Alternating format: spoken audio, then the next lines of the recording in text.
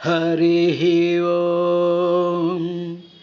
పరుడై ఈశ్వరుడై మహామహిముడై ప్రాదుర్భవస్థాన సంహరణ క్రీడనుడై త్రిశక్తియుతుడై అంతర్గత జ్యోతియై పరమేష్ఠి ప్రముఖామరాధిపులకున్ ప్రాపింపరాకుండు దుస్తర మార్గంబున తేజరిల్లు హరికిన్ తత్వాధినై మృక్కెదన్.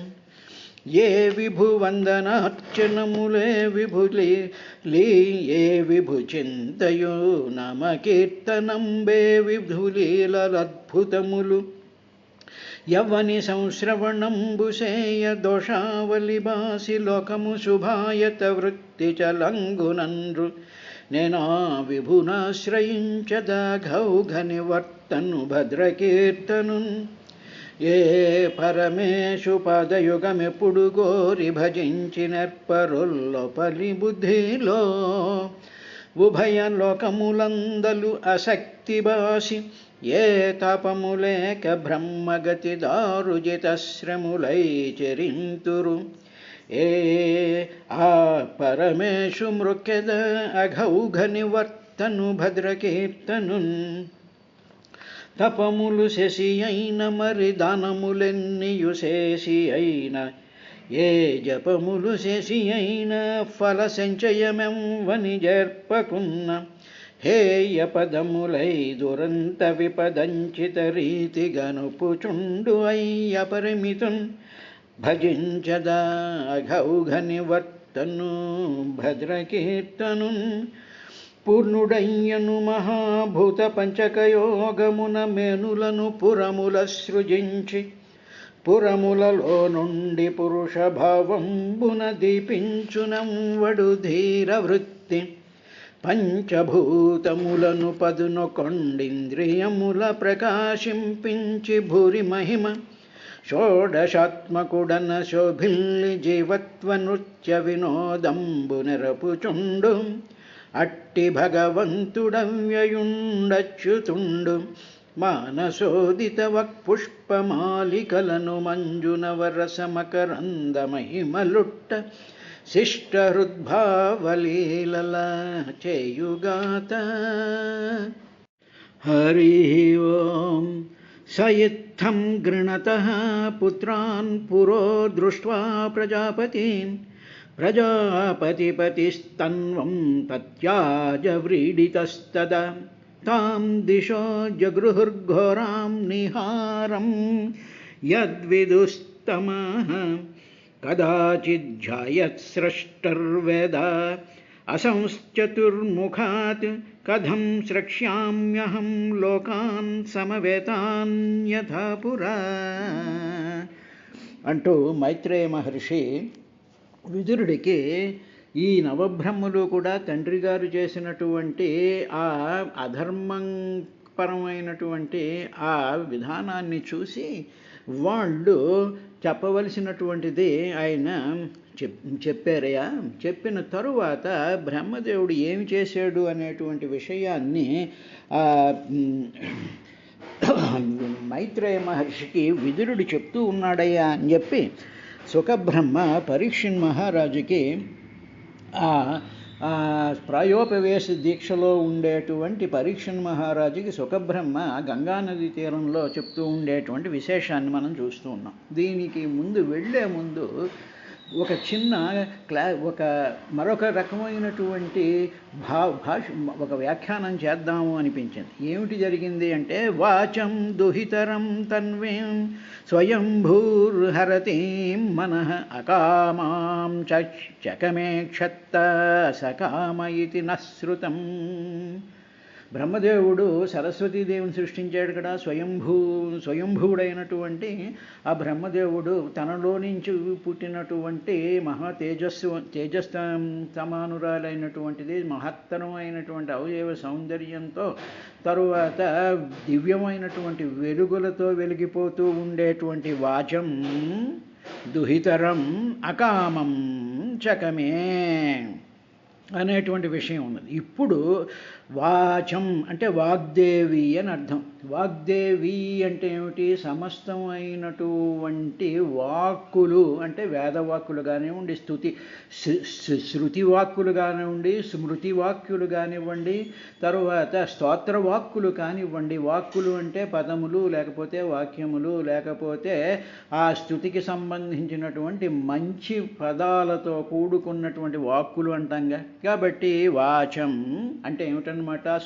శృతులు కానివ్వండి, స్మృతులు కానివ్వండి, మంత్రాలు కానివ్వండి, స్తోత్రాలు కానివ్వండి, ఇవన్నీ కూడా దుహితరం కూతురు కింద ఆయనలో నుంచి బయటకు వచ్చాయి అని మరొక అర్థాన్ని మనం అర్థం చేసుకోవడానికి ప్రయత్నం చేస్తాం. ఇప్పుడు అటువంటి మాటలకు, అటువంటి పదాలకు, అటువంటి శబ్దాలకు, అటువంటి మంత్రాలు అకామం, వాటికి ఏమీ కోరికలు ఉండవు. స్తోత్రాలకి కానీ, వేదమంత్రాలకి కానీ, మరొక దానికి కానీ వాటికి ఏమీ కోరికలు ఉండవు. దే ఆర్ ఆల్ అకామం, దే ఆర్ డిజైర్లెస్. దానిని మనం పారాయణ చేస్తున్నప్పుడు, దానిని మనం వినియోగించుకున్నప్పుడు, అప్పుడు వాటిల్ని వాడుకునేటువంటి వాళ్ళకి కామం ఉంటుంది, కోరిక ఉంటుంది. ఏ ఉదాహరణండి, ఇది ఇలా 11 సార్లు చేస్తే మీకేదో జరుగుతుంది అంటే ఏమిటనమాట?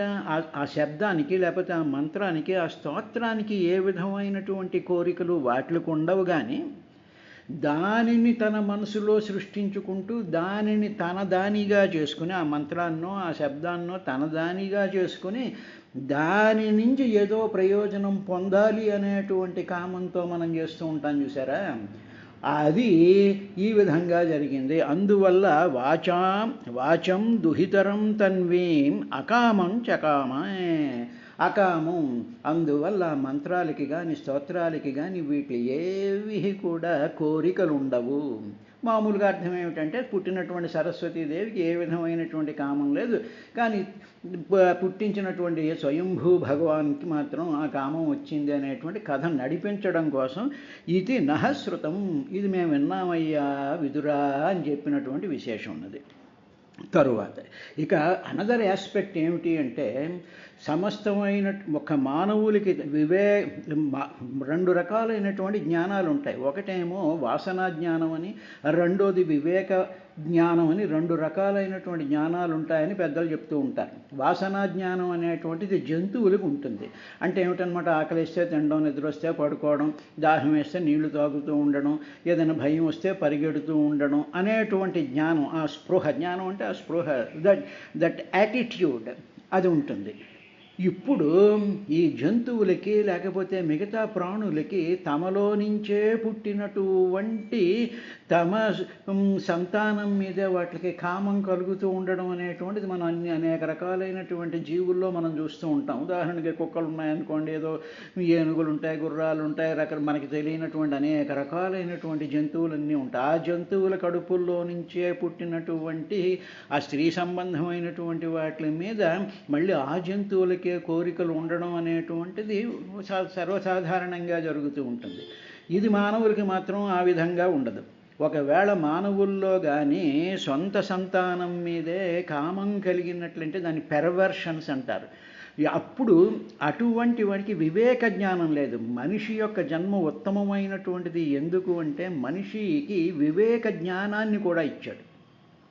అందువల్ల ఇటువంటి పెర్వర్టెడ్ హ్యూమన్ బీయింగ్స్ కూడా ఈ ప్రపంచంలో సృష్టిలోకి వచ్చారు అని చెప్పడం కోసం ఈ విధమైనటువంటిది కూడా ఉంటుంది అని. అప్పుడు జంతు ప్రవృత్తి కనిపిస్తూ ఉంటుంది. అంటే ఏమిటన్నమాట? ఆకర్షణీయంగా కనిపించినటువంటి అవయవ సంపదను చూస్తే ఈ జంతువులకి ఏ విధంగా అయితే ఆ వివేకం లేకుండా ఉంటాయో అదే విధంగా ఆ వివేకాన్ని కోల్పోయినటువంటి ఒక అజ్ఞానంతో ఈ మానవుడు ప్రవర్తించేటువంటి విధానాన్నే దాన్నే పెర్వర్షన్స్ అంటారు. దీనికి సంబంధించినటువంటి కొన్ని విశేషాలు Sigmund Freud the complete works of Sigmund Freud అనేటువంటి పుస్తకంలో ఉన్నాయి. అవన్నీ ఇప్పుడు మనకు అనవసరం. కాబట్టి ఇటువంటిది జరిగింది. అందువల్ల అప్పుడు ఈ మరీచి ముఖ్యులు వీళ్ళందరూ కూడా ఏమన్నారంటే, తండ్రి యద్యద్ ఆచరతి శ్రేష్ఠే తత్తద్దేవేతరో జనః సయత్ ప్రమాణం కురుతే లోకస్తదనువర్తతే అని భగవద్గీతలో చెప్పాడుగా భగవంతుడు. ఉత్తమమైనటువంటి పురుషుడు ఏ ఆచరణ చేస్తూ ఉంటాడో, శ్రేష్ఠ యత్ యత్ ఆచరతి, దేన్ని చేస్తూ ఉంటాడో అటువంటిదే ఇతర జన, ఇతరులైనటువంటి వాళ్ళు కూడా తత్ తత్ ఆ విధంగానే వాళ్ళు ఏవా చేస్తూనే ఉంటారు. సయత్ ప్రమాణం, దానినే వాళ్ళు ప్రమాణంగా తీసుకుంటూ ఉంటారు. కాబట్టి అటువంటి దాన్నే లోకస్తదనువర్తతే, ఈ లోకులు దాన్ని అనుసరిస్తూ ఉంటారు స్వామి అని చెప్పి తండ్రికి చెప్పిన తరువాత ఆ తండ్రి గారు ఏం చేశారు అని దానికి ముందే, స్వామి మేము చెప్పదలుచుకున్నది మేము చెప్పాము నీకు అని చెప్పి, తస్మై నమో భగవతే యా యదం స్వనరోచిష ఆత్మస్థం వ్యంజయామాస సధర్మం పాతుమర్హతి. ఈ భగవంతుడు అవ్యక్తంగా ప్రతి దాంట్లోనూ ఉన్నాడు, బ్రహ్మగారిలో ఉన్నాడు, మాలో ఉన్నాడు, ఈ లోకాల్లో ఉన్నాడు. అవ్యక్తంగా ఉండేటువంటి ఆ పరమాత్మ యొక్క సంకల్పంతోనే, తన శక్తితోనే ఈ సృష్టిని అంతటినీ ఈ విధాలైనటువంటి ఆలోచనలు కానివ్వండి, పద్ధతులు కానివ్వండి, ప్రాసెసెస్ కానివ్వండి, వీటన్నిటికీ మూలమైనటువంటి వాడు, మూల కారణంబు. అటువంటి వాడు వల్ల, ఆయన వల్ల ఇది జరుగుతోంది అని చెప్పి మేము ఆయనకి నమస్కరిస్తూ ఉన్నాము.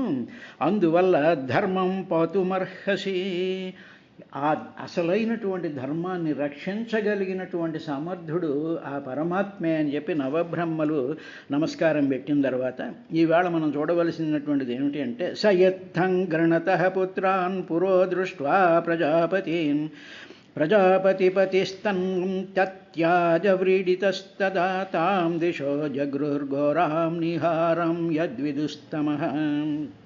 ఇలాగా తన ఎదుటిగా తన పుత్రులైనటువంటి ప్రజాపతులు అలా పలికేటప్పటికీ, అప్పుడు బ్రహ్మగారు ఈజ్ అ సెన్సిటివ్ మైండ్, ఏదైనా సరే ఒక దోషం జరిగింది, ఇది తప్పు, లేకపోతే ఇది ఇలా చెయ్యకూడదు అని చెప్పి ఎవరైనా చెప్పినట్లయితే, బుద్ధున్నటువంటి వాడు, కాస్త కామన్ సెన్స్ ఉన్నటువంటి వాడు, దాని మీద శ్రద్ధ, ఆ సిస్టమ్స్ మీద శ్రద్ధాభక్తులు కలిగినటువంటి వాడైతే ఏం చేస్తాడు అంటే, ఓహో ఇది దోషమా, ఇలా జరగకూడదా, కాబట్టి మనం ఇలా చేయకూడదు అనేటువంటి ఒక దాన్ని యాక్సెప్ట్ చేసి, అయ్యో ఇలా జరిగిపోయిందే అని సిగ్గుపడి, బ్రహ్మగారు సిగ్గుపడి వెంటనే ఆ దేహాన్ని వదిలేసేటప్పటికీ, ఇప్పుడు ఆ దేహం, అంతకుముందు ఏం జరిగింది, అధర్మమైనటువంటి కామం ఆయన మనసులో పుట్టిందిగా, అంటే ఆ కోరిక పుట్టింది. కోరిక పుట్టేటప్పటికి ఏమైపోతుందంటే, ఆ అధర్మమైనటువంటి కోరిక శరీరం అంతా వ్యాపించిపోతూ ఉంటుంది. ఉదాహరణకి ఎలా వ్యాపిస్తుందండి అన్నాం అనుకోండి, ఉదాహరణకి మన కోపం వచ్చిందనుకోండి, కోపం వచ్చేటప్పటికి ఏమైపోతుంది, మన శరీరం అంతా కూడా ఆ కోప ప్రవృత్తి, ఆ స్పందనలు, ఆ వైబ్రేషన్స్ ఆఫ్ యాంగర్ శరీరం అంతా వ్యాపించిపోతాయి చూసారా. అలాగే అధర్మం అనేటువంటిది ఒక భావన మన మనసులో కలిగితే ఏం జరుగుతుందంటే, శరీరం అంతా కూడా వ్యాపించిపోతుంది. అదేవిధంగా బ్రహ్మగారికి ఆ అధర్మ సంసర్గం చేత అప్పుడు ఆయన ఏం చేశాడంటే, చాలా సిగ్గుపడిపోయి, ఏమిటి ఇలా చేశాను నేను అని సిగ్గుపడిపోయి ఆ శరీరాన్ని వదిలేశాడు ఆయన. I don't want this body అని, అంటే శరీరాన్ని వదిలేశాడు అంటే కొత్త దేహం వచ్చిందన్నమాట. అంటే కొత్త స్థితిలోకి బ్రహ్మగారు వెళ్ళాడు. అప్పుడు ఇలా వదిలేసినటువంటి దేహం ఏమైపోయింది అంటే, దీన్ని ఎక్కడికి వెళ్ళిపోతుంది, ఇది దిక్కులు స్వీకరించాయి. అంటే this has been discarded and placed in the దిక్కుల్లోకి, ఆ డైమెన్షన్స్లోకి ఆయన వదిలేశాడు.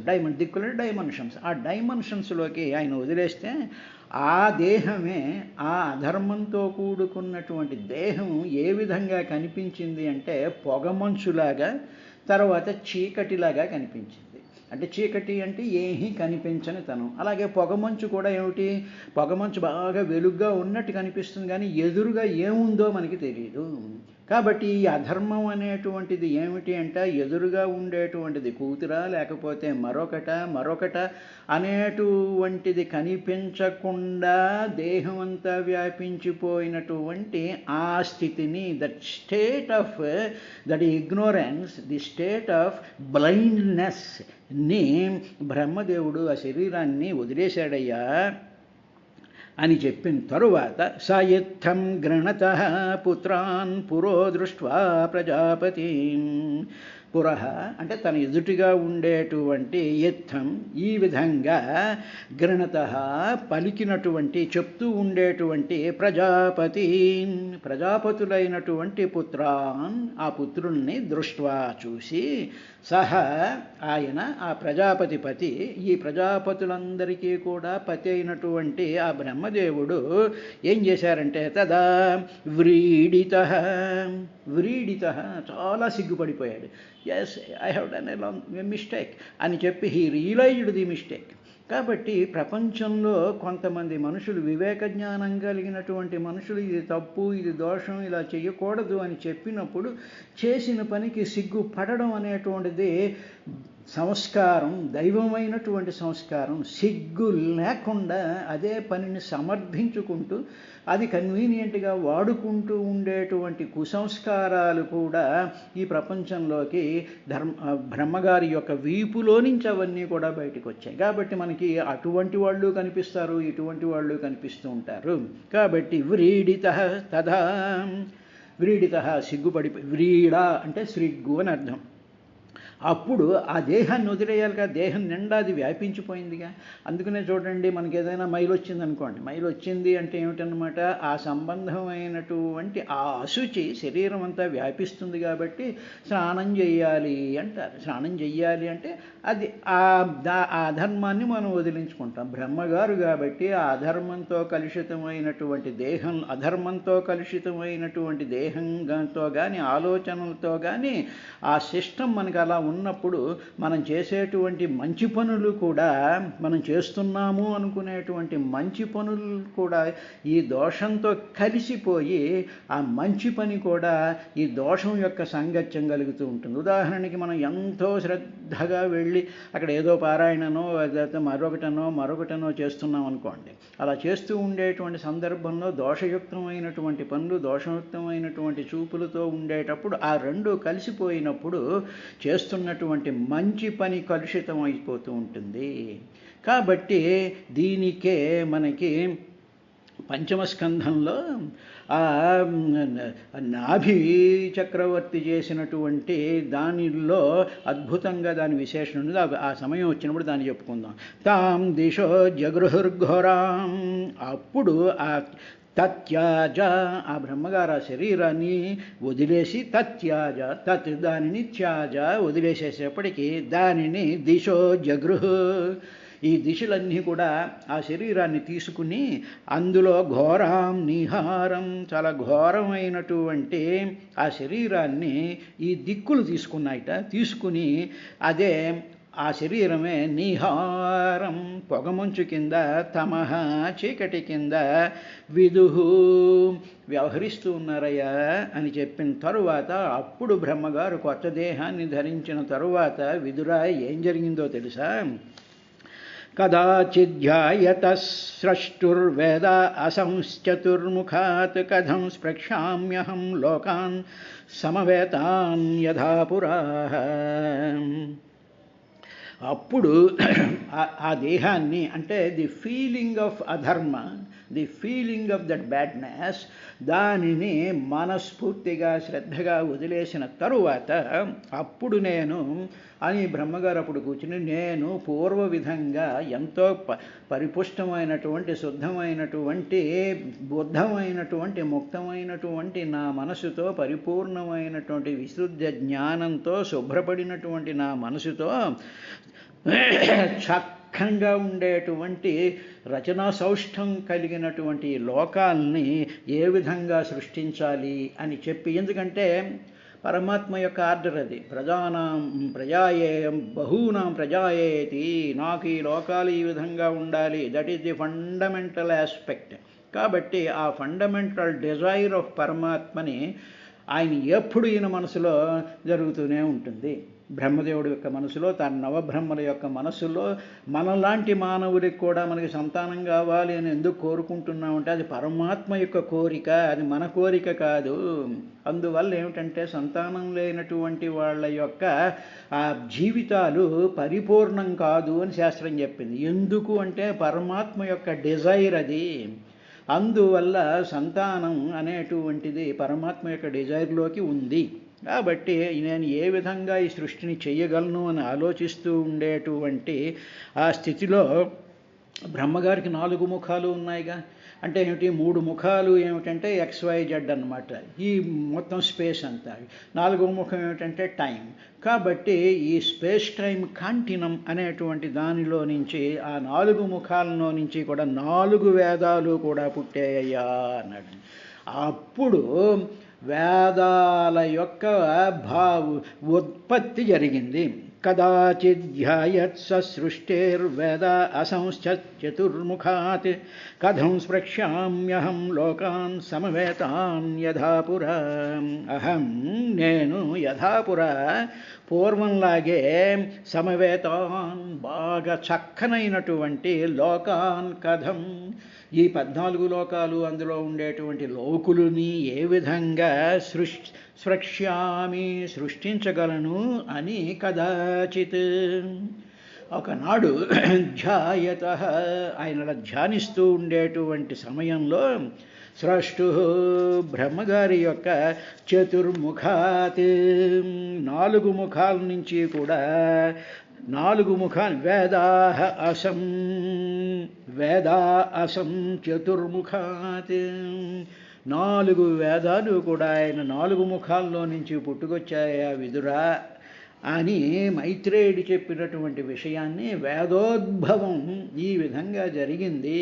అంటే అధర్మమైనటువంటి శరీరాన్ని వదిలేసిన తరువాత, దోషాన్ని యాక్సెప్ట్ చేసి సిగ్గుపడిన తరువాత మహత్తరమైనటువంటి భగవంతుడి యొక్క ధ్యానం చేసినప్పుడు, భగవంతుడి యొక్క ధ్యానం ఏం చేస్తుంది అంటే మనం పొరపాటునైనా గ్రహపాటునైనా ఏదైనా దోష ప్రవృత్తిలో మనం ఉన్నప్పుడు అప్పుడు భగవంతుడిని పరిపూర్ణంగా శ్రద్ధగా సిగ్గుపడి చెయ్యకూడనటువంటి ఈ పని మనం చేస్తున్నాము అనేటువంటి భావం మనని ఒప్పుకోగలిగితే, దానిని గ్రహించగలిగితే, దానిని మనస్ఫూర్తిగా యాక్సెప్ట్ చేయగలిగితే అప్పుడు భగవంతుడిని ధ్యానం చేసినట్లయితే భగవంతుడి యొక్క అనుగ్రహం వల్ల ఆ శరీరము అంటే ఆ భావాలతో కూడుకున్నటువంటి ఆ కాలమందుండేటువంటి శరీరం అంతా కూడా బయటికి వెళ్ళిపోయి పరిపూర్ణంగా ఉంటుంది. అప్పుడు మన ముఖంలో నుంచి వేదాలు బయటపడతాయి. అంటే మంత్రాలు, లేకపోతే ఆ శుద్ధమైనటువంటి మంత్రాలలో ఉండేటువంటి తేజం, శాస్త్రాలలో ఉండేటువంటి తేజం, దానిలో ఉండేటువంటి భావం, ఆ భగవంతుడి యొక్క పాదాలు మన కళ్ళ ముందు మన మనసులో నిలుస్తాయి అని చెప్పి పరీక్షన్ మహారాజుకి సుఖబ్రహ్మ వివరించాడయ్యా అని చెప్పి నైమిషారణ్యంలో సూత మహర్షి సౌనికాది మహర్షులకి చెప్పాడు. అయిన తరువాత ఇంకా ఏం జరిగింది అనేటువంటి విషయాన్ని చెప్తూ, చాతుర్హోత్రం కర్మతంత్రం ఉపవేదనయై సహ ధర్మస్య పదాశ్చత్వారస్తథైవాశ్రమవృత్తయః. తరువాత హోత, ఉద్గాత, అధ్వర్యుడు, బ్రహ్మ అనేటువంటి 4 ఋత్విక్కుల యొక్క కర్మలు, తర్వాత యజ్ఞము మొదలైనటువంటి వైదిక కర్మల యొక్క విస్తారం, తరువాత 4 ఉపవేదాలు, తరువాత నీతి శాస్త్రం, ధర్మం యొక్క 4 పాదాలు, తరువాత ఆశ్రమ ధర్మాలు కూడా, వాటి యొక్క ధర్మాలు కూడా బ్రహ్మదేవుడి యొక్క సంకల్పంలో నుంచి బయటకు వచ్చాయి అన్నారు. అంటే ఏమిటన్నమాట, ఆ అధర్మపరమైనటువంటి శరీరాన్ని వదిలేసిన తర్వాత when he became very pure, absolutely విశుద్ధమైనటువంటి స్థితిలోకి ఉన్నప్పుడు ఆయన ముఖంలో నుంచి 4 వేదాలు వచ్చాయి. 4 వేదాలతో పాటు 4 వేదాలను కూడా అధ్యయనం చేసి ఆ వేదాలలో ఉండేటువంటి కర్మకాండను నిర్వర్తించగలిగినటువంటి 4 ఋత్విక్కులు, అంటే 4 టైప్స్ ఆఫ్ ఋత్విక్కులు పుట్టారు. తరువాత ఆ ఋత్విక్కులతో పాటు చేయవలసినటువంటి యజ్ఞాలు కూడా పుట్టాయి. ఆ యజ్ఞాలలో వైదిక ఆ కర్మలు ఎలా చేయాలి, వాట్ ఈజ్ ది ప్రొసీజర్స్ అనేటువంటివి పుట్టుకొచ్చాయి. దాని తర్వాత ఉపవేదాలు పుట్టాయి. దాంతో నీతి శాస్త్రం, ధర్మం 4 పాదాలలో నడిచేటువంటి ధర్మం పుట్టింది. ఆ తర్వాత 4 ఆశ్రమ ధర్మాలు కూడా పుట్టాయ్యా అని చెప్పి మైత్రేయ మహర్షి విదురుడికి చెప్పినట్టు సుఖబ్రహ్మ పరీక్షన్ మహారాజుకి చెప్పినటువంటి విశేషాన్ని చూసాం. రేపటి కార్యక్రమంలో వీటికి సంబంధించినటువంటి కొంత విశేషాలను తెలుసుకుని ముందుకెళ్దాం.